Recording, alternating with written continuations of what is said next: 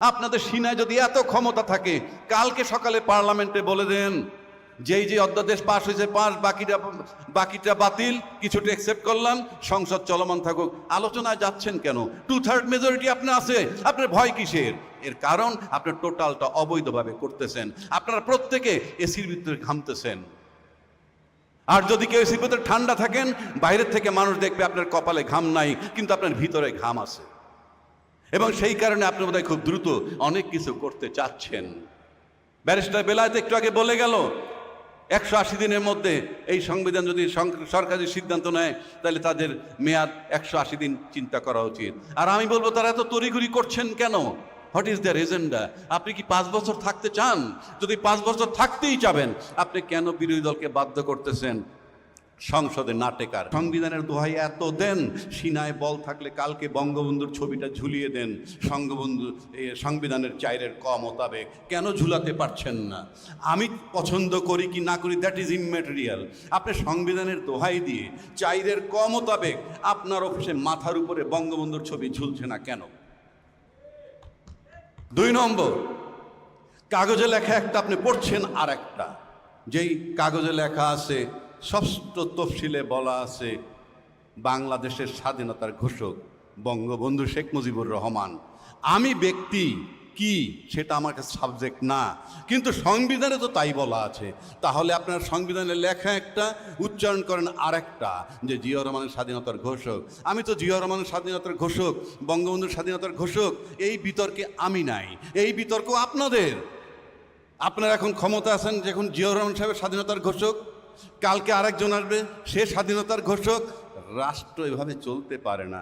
এটা ক্লাব বা সমিতি না, এটা আপনাদেরকে মাথায় রাখতে হবে। এখন আজকের বিষয় এই যে নেক্সাস ডিফেন্স এবং জাস্টিস আয়োজিত, আমি তাদেরকে অ্যাপ্রিসিয়েট করি এই কারণে যে তারা অনেক খারাপ পরিস্থিতির মধ্যে এটাকে চালিয়ে যাচ্ছে। সেজন্য আজকের বিষয়বস্তুটা হলো জুলাই সনদ বাস্তবায়ন আদেশ, আইনি ও রাজনৈতিক চ্যালেঞ্জ। ইয়েস, আইনি ও রাজনৈতিক চ্যালেঞ্জ দুটোই আছে।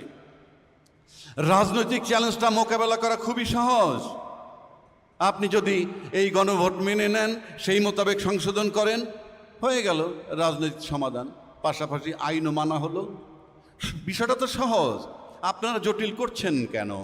শেখ হাসিনা 2008 ক্ষমতায় যাওয়ার পর 14 সাল থেকে তার যাত্রা শুরু হলো স্বৈরাচারের দিক, যখন তিনি 153টা সিট বিনা প্রতিদ্বন্দ্বিতা নিয়ে নিলেন। কিন্তু আপনারা তো দেখতেছি ফ্রম ডে 1 স্বৈরাচারী আচরণ করতেছেন। From day 1। সংসদের বয়স 2 মাসও হয় নাই, 1 মাস চলছে হয়তোবা। সেক্ষেত্রে আপনার শুরুতেই এসে বলে দিলেন গণভোট মানবেন না। এইবার আসেন, এটার আইনি সমাধান কি এবং এটার প্রয়োজনটা কি, অত্যন্ত গুরুত্বপূর্ণ। আপনারা জানেন বাংলাদেশে অনেক অভ্যুত্থান হয়েছে, এরশাদকে সরানো হয়েছে, এমনকি বেগম খালেদা জিয়াকে অপসারণ করা হয়েছে আন্দোলনের মাধ্যমে টু সাম এক্সটেন্ট, এবং তাকে বাধ্য করা হয়েছিল 2/3 3 দলের রূপরেখা মোতাবেক আপনার তত্ত্বাবধায়ক সরকার বানাতে। তার মানে কি? কিন্তু এই ব্যতিক্রম ধর্মী অভ্যুত্থান আপনারা দেখছেন কিনা?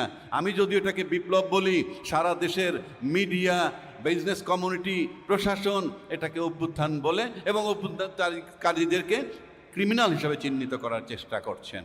সেটা ভিন্ন কথা, কারণ জোর যার মুল্লুক তার। কিন্তু আমি ভিন্ন বলছি কেন? বাংলাদেশে যদি এমন কোনো ঘটনা ঘটেছে যে একটা সরকার যাওয়ার সাথে সাথে বাইতুল মুকাররম খতিব পালিয়ে যায়, বাংলাদেশ ব্যাংকের গভর্নর পালিয়ে যায়, পুলিশ পালিয়ে যায়, কিংবা আরও বহু কিছু পালিয়ে গেছে, কারণটা কি? সমস্ত মন্ত্রী পরিষদ না, আওয়ামী লীগের বহু নেতাকর্মীও পালিয়ে গেছে। ভিসা বন্ধ না করলে 10 লক্ষ লোক প্রতিবেশী দেশে চলে যেত।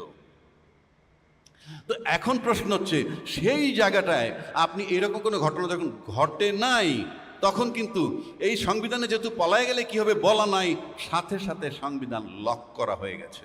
কিভাবে লক করা হয়? যেমন ধরেন, আপনি একটা গাড়ি যদি বন্ধ করে বাইরে চলে যান হাতে চাবি নিয়ে, ওই গাড়িটা কিন্তু লক। বাসা যদি তালা মেরে চলে যান, বাসাটা কিন্তু লক। সেটাকে ঢুকতে হলে 2টো পথ, এক চাবি পেতে হবে গাড়ির অথবা ঘরের তালার, নতুবা দরজা ভেঙে, গাড়ির দরজা ভেঙে ঢুকতে হবে, এছাড়া কোনো পথ নাই। তো আমি মনে করি এই সরকারকে সংসদে ঢোকার জন্যে যেই চাবি, সেই চাবি হইল এই জুলাই সনদ বাস্তবায়ন আইন। কেন বলছি? আপনি ভালো করে লক্ষ্য করে দেখবেন যে এই জুলাই সনদে বলা হয়েছে, এই জুলাই সনদটা শুধু যে রাজনৈতিক বেসিস যদি দিতে চান একটা সরকারকে, এই সরকার যে ক্ষমতায় গেল তার রাজনৈতিক একটা ভিত্তি লাগবে। সেই ভিত্তিটা কি? সেই ভিত্তিটি হলো এই সনদ। শুধু তাই নয়, আমাদের নৈতিক দায়িত্ব ধারাবাহিকতা রক্ষা করা। আওয়ামী লীগ সরকার চলে গেল, বিএনপি সরকার টেক ওভার করলো, এর মাঝখানে এই যে ধারাবাহিকতাটা আপনি কিভাবে রাখবেন? সুতরাং এই দুইটা সরকারের মধ্যে যে একটা ব্রিজ বা সেতু যেটা বলেন, সেটাই হলো এই জুলাই সনদ বাস্তবায়ন অধ্যাদেশ। আর নয়তো আপনি কোনো ধারাবাহিকতা থাকবে না। কেন থাকবে না? আপনি সংবিধানের দোহাই দিচ্ছেন, সংবিধানের ধারা, আমি একটু আগে শিশিরমণি বলে গেছে, সবাই জানে, গ্রামে গঞ্জে সবাই জানে, সংসদ ভেঙে যাওয়ার পর 90 দিনের মধ্যে নির্বাচন। আপনি সেই নির্বাচন করেন নাই, কাজে আপনি সংবিধানে নাই। এর আগে বললাম বঙ্গবন্ধুর ছবি ঝুলে নাই, এর আগে বললাম ঘোষক বঙ্গবন্ধু শেখ মুজিবুর রহমান আপনারা মানেন না। এখন আসতেছেন 90 দিনের মধ্যে আপনি নির্বাচন করেন নাই। নির্বাচন যেহেতু 90 দিনের মধ্যে করেন নাই, আপনার কোনো রাইট নাই ওই সংবিধানের দোহাই দেওয়া এবং ওই সংবিধানের জন্য ঢোকার জন্যে ঢুকে যে ঠিক করবেন সেজন্য এই জুলাই সনদ দেওয়া হয়েছে। আপনি যদি এখন এই আইনের মাধ্যমে সংস্কার পরিষদ করেন, করলে পরে আপনি একটা উইন্ডো পাবেন এই বন্ধ সংবিধানের ভিতরে প্রবেশ করার জন্যে। সুতরাং এটা একটা আইনি ভিত্তি দেওয়া হয়েছে। দ্বিতীয় কথা হচ্ছে, আপনারা যখন বলতেছেন কিচ্ছু পারে না, সব বেআইনি, আপনাদের সিনায় যদি এত ক্ষমতা থাকে, কালকে সকালে পার্লামেন্টে বলে দেন যেই যে অধ্যাদেশ পাশ হয়েছে পাস, বাকিটা বাতিল, কিছুটা অ্যাকসেপ্ট করলাম, সংসদ চলমান থাকুক। আলোচনায় যাচ্ছেন কেন? 2/3 মেজরিটি আপনার আছে, আপনার ভয় কিসের? এর কারণ আপনার টোটালটা অবৈধভাবে করতেছেন। আপনারা প্রত্যেকে এসির ভিতরে ঘামতেছেন। আর যদি কেউ এসির ভিতরে ঠান্ডা থাকেন, বাইরের থেকে মানুষ দেখবে আপনার কপালে ঘাম নাই, কিন্তু আপনার ভিতরে ঘাম আছে, এবং সেই কারণে আপনি বোধহয় খুব দ্রুত অনেক কিছু করতে চাচ্ছেন। ব্যারিস্টার বেলায়েত একটু আগে বলে গেল, 180 দিনের মধ্যে এই সংবিধান যদি সরকারি সিদ্ধান্ত নেয়, তাহলে তাদের মেয়াদ 180 দিন চিন্তা করা উচিত। আর আমি বলবো, তারা এত তড়িঘড়ি করছেন কেন? What is their agenda? আপনি কি 5 বছর থাকতে চান? যদি 5 বছর থাকতেই চাবেন, আপনি কেন বিরোধী দলকে বাধ্য করতেছেন সংসদে না টেকার? প্রশ্ন করবেন যে সংসদে তাদেরকে বের হয়ে যেতে বলছে কে? আপনি কোনো কথা শুনবেন না, 2/3 মেজরিটি পাওয়ার পর আপনি সব কিছুর ঊর্ধ্বে চলে যাবেন, তাহলে তারা ওখানে বসে কি করবে? তাহলে আমি তো মনে করি এদেরকে সংসদ থেকে বাইরে যাওয়ার জন্য এই এজেন্ডাও আপনার আছে। তা না হলে তো আপনি যদি ক্ষমতায় 5 বছর সুন্দরভাবে থাকতে চান, তাহলে তো সংসদকে প্রাণবন্ত করে আপনি জুলাই সনদের আলোকে একটা সংস্কার পরিষদ বানিয়ে ঢুকেও তো কাজ না করতে পারেন, টাইম কিল করতে পারেন, কিন্তু আপনি তো কিছু জিনিস লাঘব করতে পারেন। আপনি কেন ইন্টেনশনালি এটা করছেন? তার মানে your intention is not good. আমি আরেকটা চ্যালেঞ্জ করে দিচ্ছি, আপনি যদি এটা ভাবেন যে রাস্তায় যদি তারা আন্দোলনে নামে আপনি পুলিশ প্রশাসন দিয়ে থামাবেন, আমি নিশ্চিত করে বলে দিচ্ছি বাংলাদেশের পুলিশ আর সেখানে যাবে না, বাংলাদেশের আর্মিও সেখানে যাবে না, কারণ তাদের স্ত্রী পুত্র কন্যা আছে।